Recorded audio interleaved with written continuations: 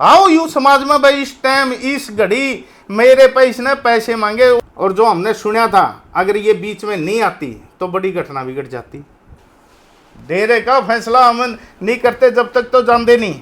लो 8 के खिलाफ इस्तगासा दायर कराए गए ना, चंडीगढ़ एप्लीकेशन दे रखी है भाई, इनसे जान से खतरा है। पहले तो जितने पत्रकार भाई आ रहे हैं उनका स्वागत है भाई आने में। जो परसों अपने देश में जम्मू कश्मीर में पुलवामा में जो पहलगाम में जो घटना हुई आतंकवादी, मैं उसकी घोर निंदा करता हूँ। और जो वहाँ मरने वाले भाई हैं उनको श्रद्धांजलि अर्पित करता हूँ और बड़ा खेद व्यक्त करता हूँ कि ऐसी घटना दोबारा ना हो। सरकार इसे कठोर कदम उठाए और उन आतंकवादियों को कठोर सजा दी। कल जो प्रशासन के साथ मीटिंग थी गांव की, तो क्या आश्वासन उस मामले में? ऐसा प्रशासन के साथ हमारी जो मीटिंग थी वो प्रशासन के ने ही रखी थी, प्रशासन ने ही हमें बुलाया था। और जो मीटिंग थी जिन जिन मुद्दों की हमारी ये चल रही है आज, उस पर सभी विचार हुआ। 1-1.5 घंटे के करीब प्रशासन से हमारी ये मीटिंग हुई। और जो बात हम प्रशासन को बताने चाह रहे थे इतने दिनों से, भाई ये कोई स्थायी पीर नहीं है, ये एक तैये की रस्म होती है जिसमें एक पीर की कुछ समय के लिए अगला मेल ना हो, मेल और उसमें स्थायी सारे भेग भगवान और गांव इकट्ठा होकर वे चादर 2 उड़ाई जाती हैं, उसके बाद पीर वहाँ बिठाया जाता है।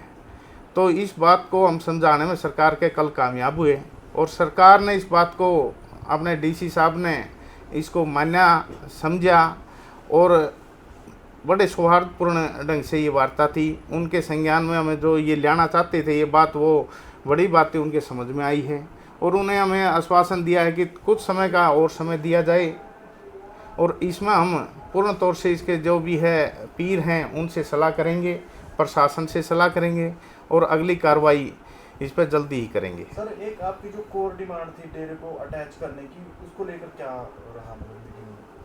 नहीं, उसी के लिए तो ये जो समय लिया गया है उसी के ऊपर वो सारा संज्ञान देखें डीसी साहब, और ये जो दोबारा मीटिंग होगी इसी के ऊपर। हमारी तो पहले एक ही मांगेगी, पहले ये डेरा अटैच करो, फिर पीर जो बदलना है वो गाम राम की जो मांग है वो तो भेख भगवान और गाम राम बैठ के करेगा। जो भेख भगवान पीर होते हैं, जो भेख भगवान हो है उन्होंने करनी हो है, हम उनके पास जाएंगे, उनसे नए पीर की मांग करेंगे, वो तो बाद की प्रक्रिया है। पहली प्रक्रिया तो हमारी डेरे को अटैच करनी है, सरकार अपने अंडर में लो। इसकी जो इनकम है जो अभी आने वाली है, जो बोली होने वाली है, वो पैसा हमारे ऊपर गांव के लोगों को पे केस करने के लिए ये ही यूज करेगा। वो शुरू से हमारी एक मांग है और ये केस कर भी रहा है।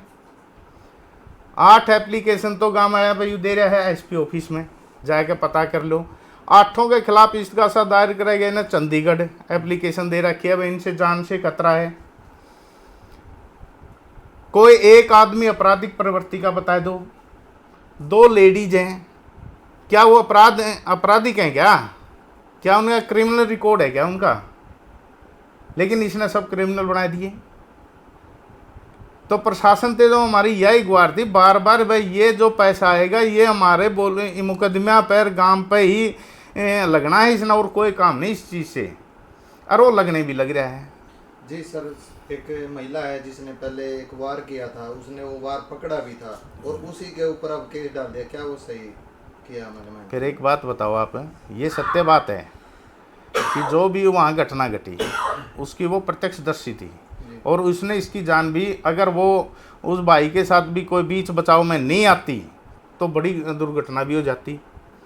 जो मौके की गवाह है, जो सारी बात है उसको पता है इस बात का, जब भी वो कह रही है, और उसी के ऊपर आज इसने केस डाल दिया।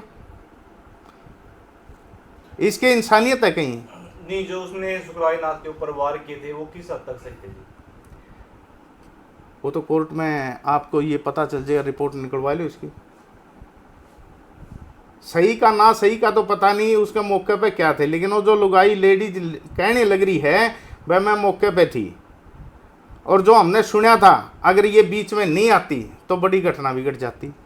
क्योंकि जिसने सुखरायनाथ के ऊपर वार किए थे, जिस लड़के ने, हमने कई दिन पहले उससे बातचीत की थी, तब वो बोल रहा था कि मतलब अब ये जो गांव की पंचायत बार बार मेरा यूज कर रही है, उस समय कहाँ थी जिस समय मैं जेल के अंदर था? तो पंचायत में कौन गया था इसके? गांव के लोग गए थे। जो समझौता हो या इनका क्या बात हुई, गांव के लोग तो जब भी थे, इसके साथ क्यों नहीं थे? सर जब डेरे में इसने पंचायत करी तो गांव के लोग नहीं थे क्या वहाँ? जैसे कि कितनी बारी लेके गया, कब मान्या यू मान्या ना मान्या यू बाबा वो तो अलग बात है, लेकिन पंचायत के साथ तो लग के गए हैं। जो बाबा के सपोर्टर है ना, एक पंचायत में तो मैं खुद था जी जिसमें बाबा ने ये बात मानी नहीं पंचायत की, खुद प्रत्यक्षदर्शी हूँ मैं। एक पंडित जी हमारे मकरू हाँ नाम के, उसने पगड़ी तक इसके कदमा में डर दी हुआ बच्चा पे, चलो कोई बात नहीं गलती होगी। उस 80-85 साल के बुजुर्ग की पगड़ी को भी इसने वो निकरा। उस पंचायत के अंदर कम से कम गांव के सारे मौजूद लगभग से मौजूद व्यक्ति और कम से कम भी 50-40 आदमी वहाँ पंचायत में थे इसके पास। जी। तो जैसे कि मतलब पिछले कुछ दिनों से जो मामला गांव का चल रहा है, उसमें आरोप प्रत्यारोप लग रहे हैं एक दूसरे के ऊपर।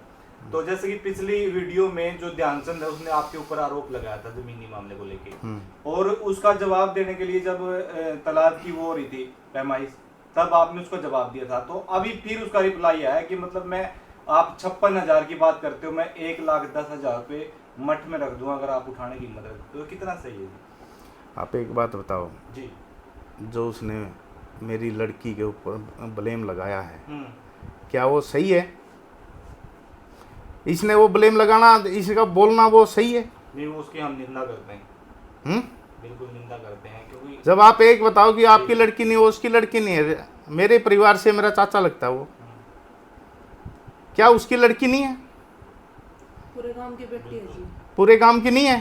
बिल्कुल है। और जो उसके पास, वो कहाँ दे रहा है? वो बयान किस जगह पे दे रहा है, ये बताओ मुझे बैठ के आप। मठ के अंदर, मठ के अंदर दे रहा है। मठ किसका है आज के समय? कौन उस पर कब्जाधारी है? सुखरायनाथ है।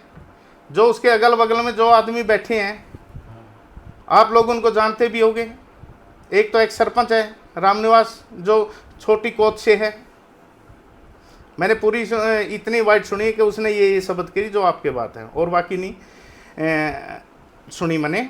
जो लड़की के बारे में है वो शब्द मैंने भी सुने भी हैं, उसने कहे भी हैं। और जो दूसरी तरफ बैठे है वो 75 साल का बुजुर्ग हमारा जोरा सिंह, वो भी छोटी कोत से है, मठ के अंदर बोलता है। इसका मतलब छोटी कोत वाले भाई दोहरे बैठ के उसको मजबूरन और बाबा की सह में उसको बुलाया जा रहा है। जो ये मेरी लड़की पे घिनौने आरोप वो लगाए जा रहे हैं, मठ में ही तो मेरी लड़की का हाथ पकड़ के सुखरायनाथ लिखता है।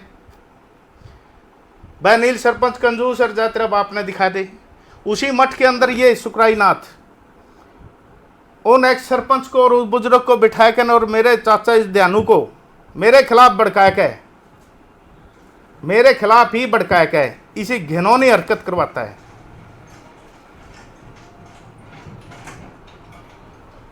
क्या ये जायज है? मैं समाज से, पत्रकार बंधुओं से और भाईचारों से, छोटी कोत वाले भाइयों से जवाब भी मांगता हूं, और तो नहीं मांगूंगा। वो सरपंच भाई था, उससे मैं जवाब मांगता हूं कि आपने क्यों नहीं रोका उसको?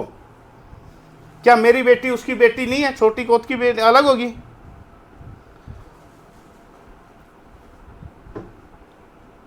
क्यों ने उनका बहिष्कार किया? क्यों उसने कहा कि नहीं भाई आप गलत बात कह रहे हैं?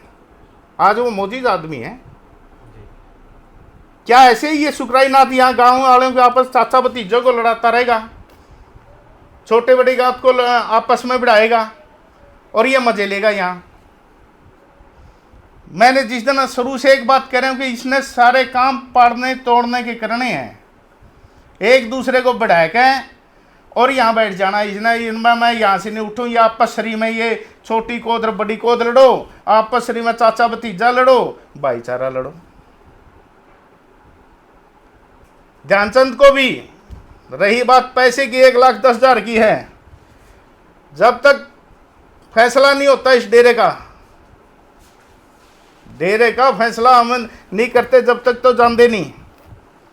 गांव के बीच में आ जाओ, आ जाओ, इसका भाईचारा ने लेकर गांव के बीच में आ जाओ। नहीं है जैसा मैंने 55,000 रुपये जो मेरा इंटरेस्ट बनता है, जिसमें 2 लाख एक बार इसकी शादी में मैंने दुआए थे, वो सारा हिसाब उसका करे होगा। यू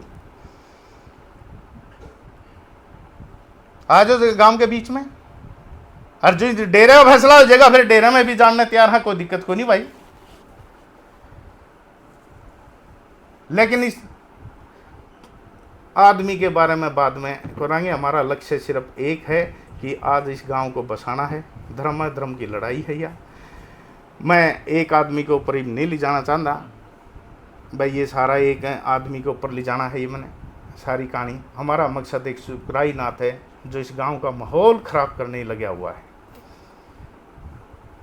एक महिला ने भी आरोप लगाए थे गांव में मठ की मर्यादा भंग करने को लेकर, कि बताया गया कि पुलिस वाले वहाँ पे दारू पीते हैं, उसको लेकर आपका क्या कहना है? एक काम करो, वो महिला है 7 साल से वहाँ सेवा कर रही है, वो मंडियों की सेवा कर रही है। उसने कुछ देखा होगा, जदे लगाया है कि वैसे को लगा देगा।